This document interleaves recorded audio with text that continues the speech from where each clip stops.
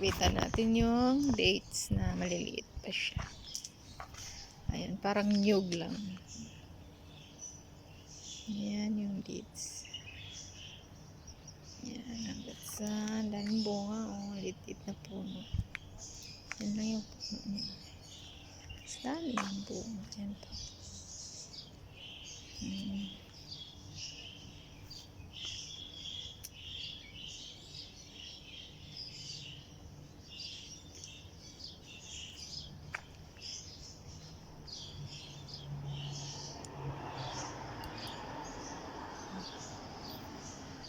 Tatalian siya dyan para hindi siya magbagsak pumunta doon sa baba. Kasi masyado na siyang bigat. Oh. Maliliit pa lang yan, lalaki pa yan at magiging hinog. Daming puno dito. Ayun pa doon hanggang doon.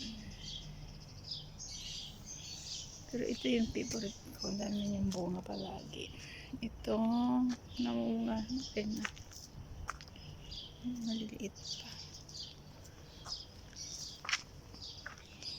Ganyan siya pag maliit pa lang.